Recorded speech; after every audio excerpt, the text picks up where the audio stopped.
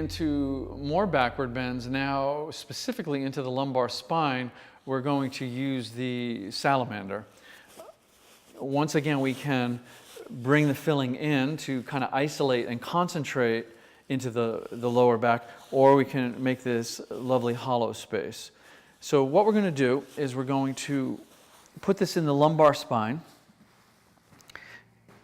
and again, bringing it in so it doesn't slide, keeping the feet securely on the floor, holding it in place, coming to each elbow. And then typically what happens when we come back like this is the pelvis will tilt back, the buttocks will come off the floor. So we want to make sure we're having the hips on the floor for support. Once the upper body is secure, then we let the lower legs open. So this is a relative amount of pressure into the lumbar spine, and this is a good thing to feel, and we can stay here for an extended period of time. If you would like to go a little bit deeper, then what we would do is we would keep one leg extended and bring the other leg up into a half butterfly position. So what this is going to do is the weight of this leg is now going to pull you in into the right part of the lumbar. Left part is released a little bit, and this is allowing us to concentrate. And we can stay here for however long you need to. If this gets a little bit too intense, to release it, you can not only open this leg, which releases it, but if you bring the opposite leg up, this then releases this side here. So you have a great many options in how you configure the basic pressure with just both legs out.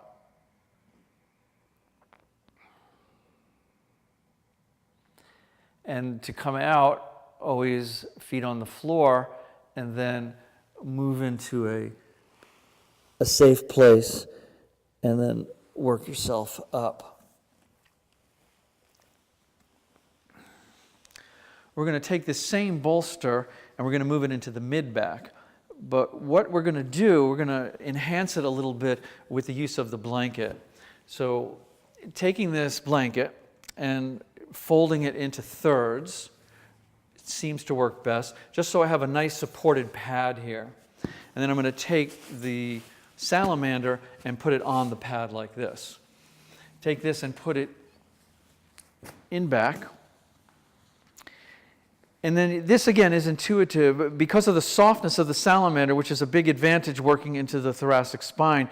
You could come right onto the shoulder blades, onto the scapula. That's an option because they need to receive this force just like every other area of the body. Or you could work yourself more into the true center of the thoracic spine. Lovely for the respiratory diaphragm and the opening of the ribcage. Keeping the feet on the floor, letting the upper body release back, and then opening the legs. So one of the things that I recommend with this specific posture is to explore how long you stay here. This can last for 10, 12, 15, even 20 minutes. It's a very challenging area of the body to really access. So the longer you stay here, the more it will certainly benefit and start to open up not only the tightening of the mid-back, but also the breathing apparatus as well.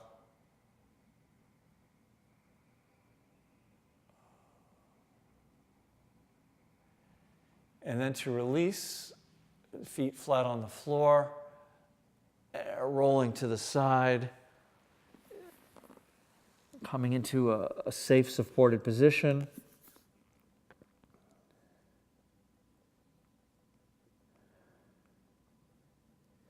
And then coming up when you're ready.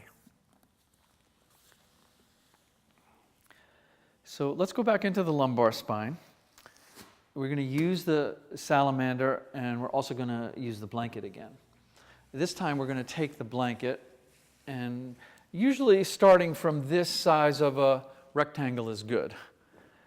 And so when I'm rolling it, obviously I have the option to roll it all the way up, and this will create a a certain level of intensity, or I could even just go halfway, or I could go part way. So again, this is the beauty of working with these bolsters, is that the way you use them is only really limited to your imagination and creativity.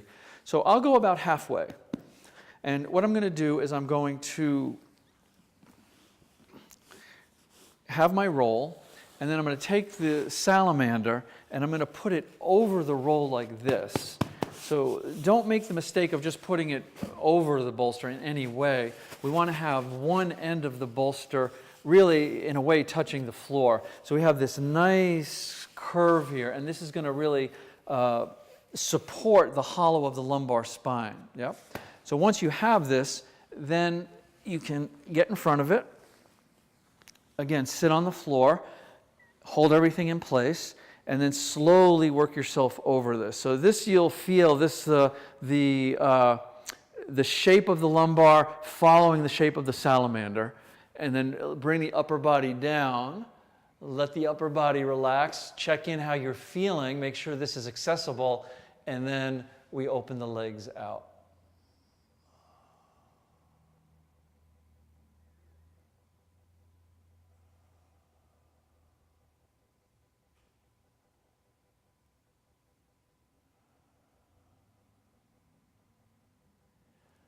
Feet come back to the floor, and then just safely roll over to your side, curl up in a little ball, and then you have the option always to either to stay rolled up. This is a nice counter to the backward bend that you did, or certainly remove the bolstering and take your little mini shavasana this way and relax.